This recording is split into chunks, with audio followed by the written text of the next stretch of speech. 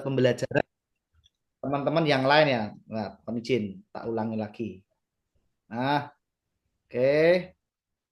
Ya. Nah, nah, oke ya. Kita sharing lagi ya. Malam hari ini kita akan sharing mengenai 3 prinsip dasar ya. Ini menjawab juga pertanyaan dari Pak Edo ya. Pak Edo tadi menanyakan bahwa gimana sih cara prospek orang-orang yang dekat sama kita, orang-orang yang sehari-hari kumpul sama kita, kadang-kadang untuk bisa meyakinkan orang-orang yang dekat kita, rank satu kita itu tidak mudah dan sulit. Kenapa? Karena orang yang terlalu terbiasa kumpul sama kita, itu mereka kebanyakan minta bukti. Bukti dari khasiat produknya mana? Kamu memangnya merasakan perubahan apa? Ya kan? Bukti dari bonusnya mana? Kamu dapat apa? Berapa yang kamu dapat? Wah, itu memang kalau terutama di awal-awal, teman-teman, itu memang nggak mudah. Saya ngomong nggak mudah. Ya, makanya kalau kita kita mau untuk prospek ring satu kita butuh upline atau leader kita, teman-teman. Ya, 3 prinsip dasar tadi yang saya sebutkan: 1, edifikasi; 2, konsultasi; 3, no cross lining. Ya, nah, yang pertama adalah edifikasi. Jadi teman ring satu kita, ya, sebelum kita punya bukti dari khasiat produk, keluarga kita mengalami kesembuhan atau perbaikan, atau kita mendapatkan bonus atau income yang luar biasa, ya, kita harus butuh upline atau leader aktif kita, ya. Untuk apa? Untuk menjelaskan AFC. Karena kalau kita sendiri yang menjelaskan, itu akan sangat kesusahan juga, ya kan? Karena tadi, ya kan, banyak yang mereka butuh untuk bukti. Nah, Bapak Ibu harus edifikasi. Edifikasi adalah memberikan nilai lebih atau nilai tambah kepada leader aktif yang yang mau kita kenalkan, ya. Contoh, kita mengenalkan namanya Pak si A, ya kan, ini calon prospek kita. Terus kita mengenalkan sama leader kita namanya si B. Nah, sebelum leader kita kenalkan calon prospek, kita harus edifikasi kepada calon prospek. Nah, contohnya ya yang bisa saya lakukan, kamu mau enggak tak kenalin sama orang yang luar biasa loh. Nah, contoh kalau misalnya mau kenalkan kepada saya, ini ada teman saya, ya, beliau yang sudah pengalaman dan sangat ahli banget, ya, seorang digital entrepreneur, pengusaha pendidikan sempoa juga, terus kemudian sudah berpengalaman lebih dari 5 tahun dan sudah berhasil mendapatkan mobil, ya. Saya kan dapat mobil baru juga dari AFC, ya. 1 tahun kerja saya dapatkan mobil Honda Mobilio. Nah, itu bonus dari AFC, ya kan, dan sudah mencapai peringkat samurai loh. Nah, kamu mau diajak kerjasama, mau nggak? Nah, contohnya kayak gitu, ya. Itu adalah edifikasi atau memberikan nilai lebih, ya, nilai lebih kepada prospek kita. Jadi jangan hanya misalnya, ya, misalnya nih Pak Edo punya prospek, Pak, ini ada teman saya, Pak, tak kasih WA nih prospek. Itu nggak bisa, teman-teman, nggak bisa. Jangan pernah berhasil. Kita kan masalahnya, saya sama calon prospekmu itu kan nggak kenal. Ingat ya, kan nggak kenal, nggak ngerti, lah kita butuh diedifikasi. Jadi teman-teman, sebelum mengenalkan leader ke calon prospek, harus mengedifikasi, ya. Contoh tadi seperti itu. Atau kalau misalnya Pak Edo apalagi yang paling aktif kan Umi Lisna. Nah, misal yang di prospek adalah ibu-ibu. Nah, ngomong sama kamu, mau enggak tak kenalkan ini seorang ibu rumah tangga juga. Beliau sudah sukses dan berhasil di AFC, sudah dapat trip jalan-jalan ke luar negeri, income puluhan juta, kemudian dapat emas, dapat sepeda motor, dapat macam-macam. Kan kita lihat prestasinya nih, leader-leader aktif kita kan, kita minta minta aja, kalau kita lupa kita minta prestasi apa yang dicapai, terus kita ceritakan ke calon prospek. Nah, mau enggak kamu tak kenal ke sama orang ini, tapi kamu dengerin ya apa yang dia katakan, ya, karena ini orang hebat, ini orang penting, ini orang sukses.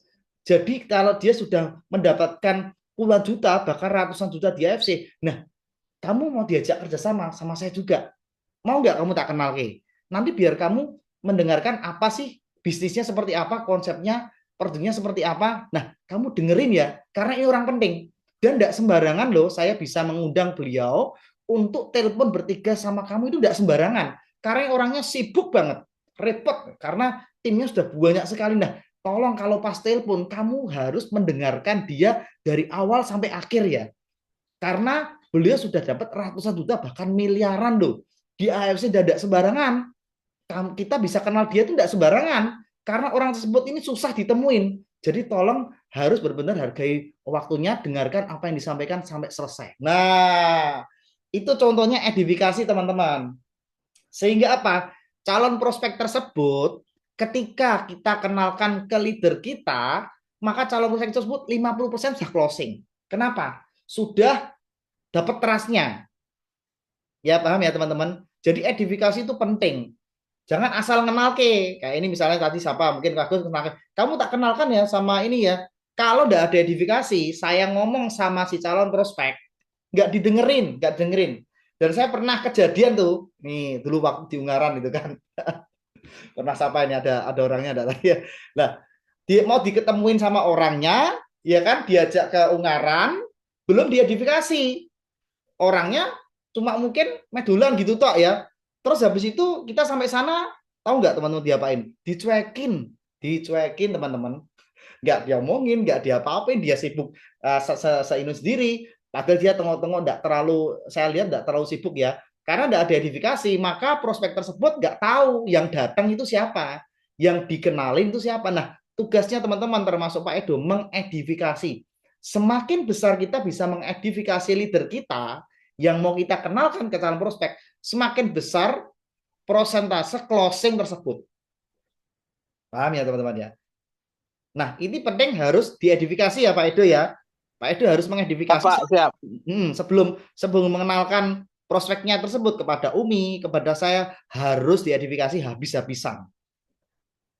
Ya, semakin nilai edifikasinya tinggi, maka yang dicalon diceritain kan gini, wah ini orang penting ini, wah saya tak dengerin aja lah, barangkali bisa kerjasama sama beliau nih, iya kan? Nah, tak dengerin aja. Ini nanti prospek tersebut tuh sudah 50% tuh closing, karena apapun yang kita sampaikan, orang tersebut akan dengerin, iya kan?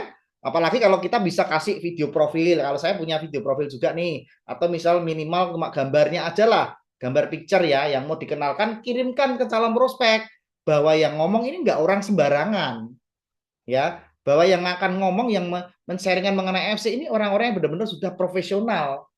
Nah, itu akan sangat-sangat efektif ya. Semakin besar-besar kita bisa mengedifikasi leader kita, maka si calon prospek tersebut akan lebih besar prosentase closingnya. Ingat ya, proses closingnya akan lebih besar daripada tidak kita kenalkan, karena saya dan prospek itu tidak kenal teman-teman. Ingat ya, tidak kenal sama sekali, ya kan? Kalau teman-teman sendiri pun harus memprospek relasinya atau ring satu, itu biasanya kesusahan. Nah, kuncinya adalah edifikasi.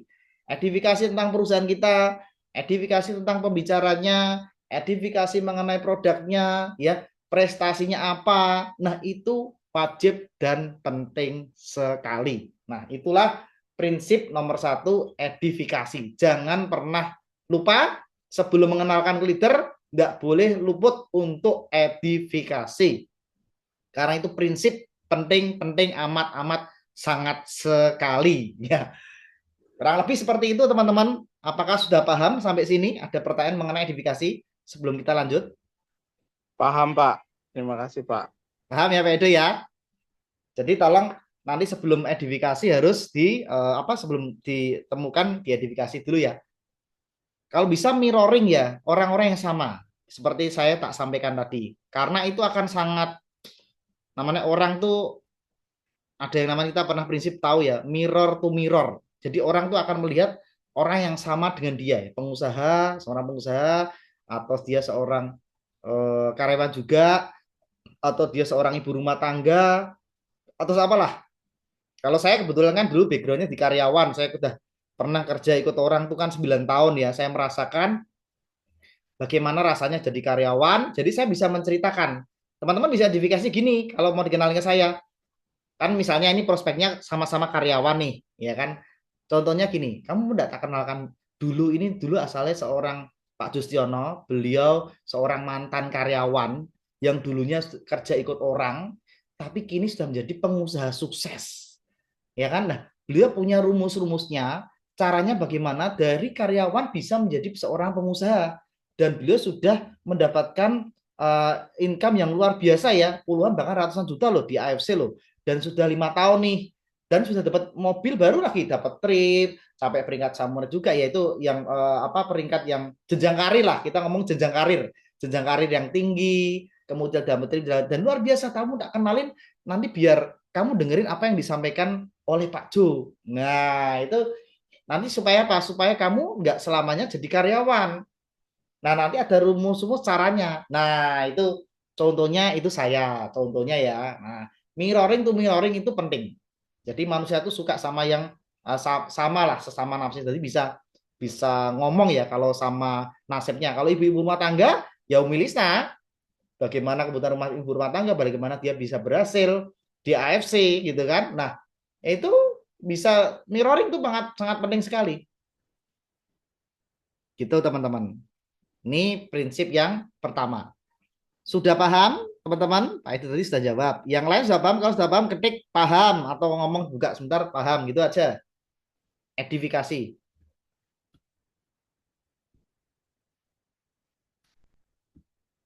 Gak ketiduran kan yang lainnya? Oh, ada loh, ada yang keluar. Kadang-kadang Hari ketiduran. Oke ya, paham ya? Bisa share screen enak ngetik-ngetik juga nih. Nah, ini prinsip sukses yang pertama ya. Kemudian ada prinsip sukses ya dalam dunia network marketing ya, atau di sini ya kadang-kadang kalau orangnya tanya itu MLM enggak? Itu biasa banyak kan gitu. Nah, ketika orang bertanya itu MLM enggak, kita tanya balik. Jadi jangan menjawab. Menurut Bapak Ibu, menurutmu MLM itu sih gimana toh? Tanya balik teman-teman. Karena ada dua orang ya, kebanyakan memang biasanya responnya negatif. Tapi kedua ada yang positif, ya kan? Nah, jadi penting kita tanya balik nih, ya. Jadi prinsip sukses, kita ketik aja ya. Prinsip sukses AFC. Satu, edifikasi. Tadi sudah jelasin ya. Ini. Nah, kita belajar bersama prinsip sukses di AFC. Ini prinsip yang penting ya. Kedua, konsultasi ya. Jadi ketika dia tanya, kita harus tanya balik. Menurutmu MLM itu gimana toh? Nah, MLM itu yang harus cari-cari orang. MLM itu nanti perusahaannya itu tidak beres. Perusahaannya itu gini. Sudah banyak sekali lah. Biasanya gitu ya. Ya kan? Bener ya teman-teman? Biasanya kan banyak yang gitu tuh. Ya kan? MLM lah, males lah. Mami cari-cari orang. Nanti produknya, nanti perusahaannya tutup. Nanti produknya abal-abal. Itu cuma apa namanya gini-gini ya, macam-macam. Respon negatif itu banyak sekali, banyak. Ketika kita sudah tanya balik, terus dia ngomong, lah kita tahu nih, oh berarti orang ini negatif terhadap MLM. Nah, negatifnya itu karena apa? Tanyain lagi. Nah, kalau boleh tahu, kira-kira kamu kok bisa berpikiran seperti itu, kenapa ada pengalaman yang buruk di masa lalu? Nah, tanyain lagi, ya. Nah, setelah tahu nih, tahu apa pengalamannya negatifnya itu seperti apa, kita tidak usah mendebat. Jadi kita tanya apa namanya, kita samakan. Prinsip pertama, ketika ketemu calon prospek dan mengatakan keberatannya apapun itu, ikuti dulu, ya. Contoh kalau tadi MLM, wah setuju banget. Saya juga sama seperti kamu. Saya juga merasakan apa yang kamu rasakan dulu sama persis, ya. Saya juga dulunya tidak senang yang namanya MLM, sama kayak kamu persis, nggak senang banget lah. Aku kalau MLM seperti yang kamu sebutkan, wah aku tidak mau, pasti aku juga tidak mau. Nah itu sebut tadi, ikuti dulu apa yang menjadi keberatannya dia, ya kan. Terus kemudian baru tarik. Tapi setelah saya ikut dan mempelajari, ternyata ini beda. Ini bukan MLM yang seperti kamu sebutin. Ini beda banget. Nah, kok bisa beda? Beda di mana? Ya satu perusahaannya. Ya kan kita juga harus menguasai ini handling objection. Setiap keberatan samakan dulu, mengikuti dia baru tarik. Ya, tarik mengikuti kita. Itu prinsipnya. Ya, jadi kita ikuti dia. Terus kemudian tarik. Itu biasanya akan meluluhkan tembok penghalang. Jadi jangan mendebat. Oh, enggak ini enggak kayak gitu-gitu kok. Kamu salah, kamu gini-gini. Itu malah jadi perang nanti enggak bagus ya kan untuk apa namanya masuk lagi ya, jangan mendebat, samakan aja. Tapi setelah tak apa aja ternyata saya salah. Perusahaan ini bukan perusahaan MLM, ini perusahaan farmasi dari Jepang. Yang kedua, produknya abal-abal, produknya ini kualitas dari Jepang ya, tidak asal-asalan ya, punya MMS, paten fungsi, uji klinis macam-macam ya kan. Yang ketiga, bonusnya dibayarkan tepat waktu ya kan.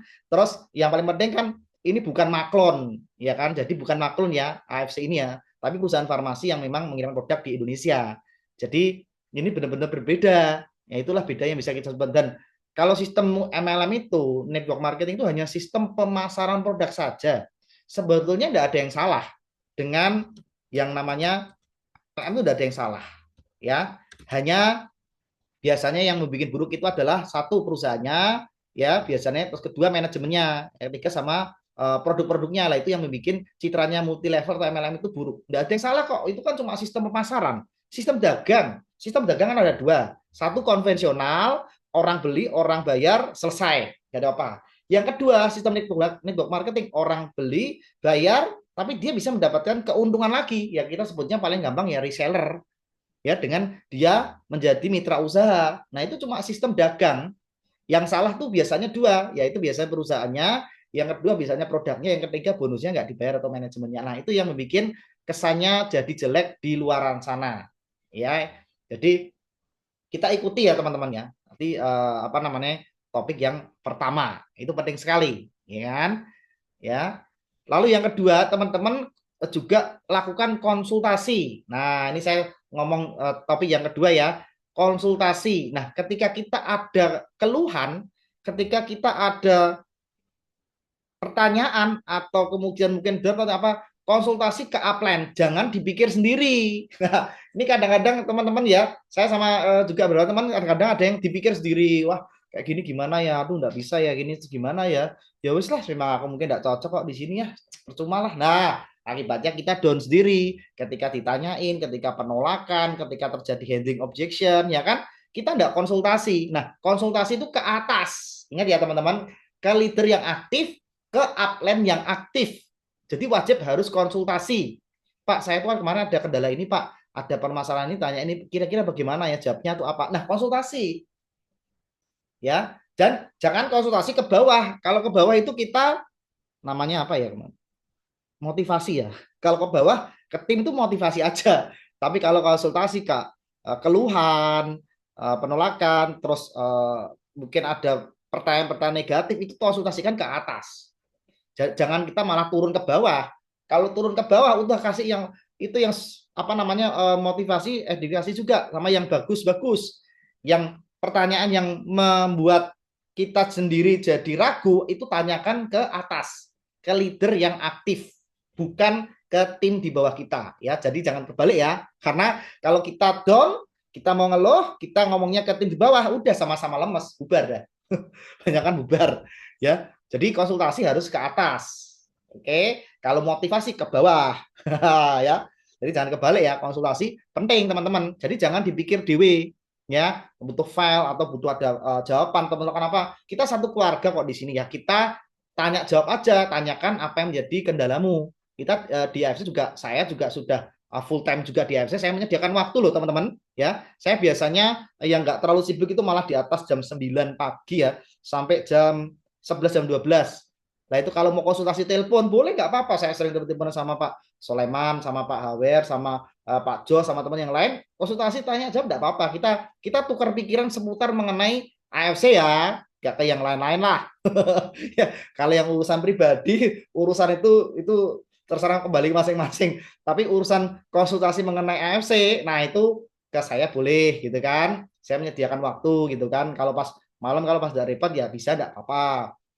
Tapi lebih enak biasanya saya pagi di atas jam 9, jam 10, jam 11 itu malah saya longgar karena saya sudah full time di AFC juga ya, dan usaha semua saya kan sudah jalan ya. Jadi waktu saya itu banyak. Jadi teman-teman kalau mau konsultasi tanya jawab, saya membuka diri. Kalau saya tidak bisa jawab, tak bantu tanyakan ke Pak Adi atau ke Dokter Ligi, ya kan? Nah, kita akan pikir dan jawab, kasih jawabannya yang tepat. Kalau seputar kesehatan dan permasalahan ya saya tanyakan ke dokter. Kalau saya tidak bisa jawab, gitu kan? Kalau permasalahan apa nanti bisa tak bantulah. Gitu. Jadi konsultasi ya. Dan yang ketiga adalah no cross lining. Nah, no cross lining ini penting tapi krusial, tapi kita juga ada paham. Contohnya gini. Nah, ini agak menjauh ya. No cross lining itu adalah kita bicara mengenai member area kepada orang yang tidak segaris. Kalau kita ngobrol misalnya di sini aja Pak Jos, terus sama Pak Edo katakanlah itu ya kan, nggak satu jalur tuh, beda jalur. Nah, itu nggak usah ngomong mengenai dalam-dalamnya member area. Oh, aku pencapaian omset BB sekian, pairingku sekian. Itu nggak perlu. Ngobrolnya yang lain. Berteman boleh. Ya, berteman boleh, ngomong boleh. Ya kan? Nggak masalah. Kita kan satu keluarga. Cuma tidak perlu membicarakan mengenai member area lah. Member area apa namanya di dalam dalam kita. Seperti itu ya. Ini gerak-gerak ya ini. Gerak-gerak ini. Nah, ya, jadi tidak perlu membicarakan member area kepada orang atau tim yang tidak satu jalur. Itu toh. Tapi kalau ngobrol yang lain boleh silakan ya. Bagaimana sih cara menolaki apa namanya penolakan nih kalau sama Pak Jos nih. Itu boleh tidak masalah itu masih oke. Asal tidak bicara mengenai dalam-dalamnya omset kita, jumlah pairing kita, kemudian apa namanya kita mau prospeksi A, si B itu tidak perlu, tidak usah. Nggak perlu ya. Itu adalah no cross lining, jadi tidak membicarakan member area atau dalam-dalaman kita tentang AFC itu ke orang yang tidak satu jalur ya kan. Tapi ngobrol yang lain boleh karena kita semuanya kan keluarga berteman, it's okay, hanya tidak membicarakan di dalam dalam-dalamnya kita. Itu sih teman-teman untuk 3 prinsip sukses di AFC yang perlu kita lakukan ya, yaitu edifikasi, konsultasi, dan no cross lining. Nah, ini prinsip yang penting ya, yang harus kita ketahui untuk kita bisa sukses di AFC ya. Jangan apa namanya keluar dari koridor ini, karena ini sudah prinsip dari zaman baru sampai sekarang ini udah sangat efektif. Kurang lebih itu teman-teman yang topik malam hari ini singkat, padat ya, dan jelas. Kira-kira ada yang tanyakan nggak teman-teman ini di sini? Silakan aktif bertanya. Nah, sesi konsultasinya seperti ini. Saya buka nih, nanti bisa enak. Ini pas masih direkam ya. Jadi kalau misalnya yang ditanyakan ya seputar AFC, karena ini kan rekaman nanti bisa ditonton lagi atau bisa didengarkan lagi ya. Apakah ada yang tanyakan mengenai prinsip sukses ini?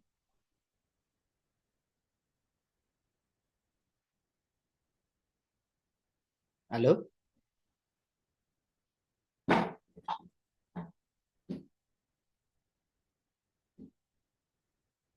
Oh, coret-coret juga ini. Coret-coret ya. Enggak, tak hapus itu dulu ya.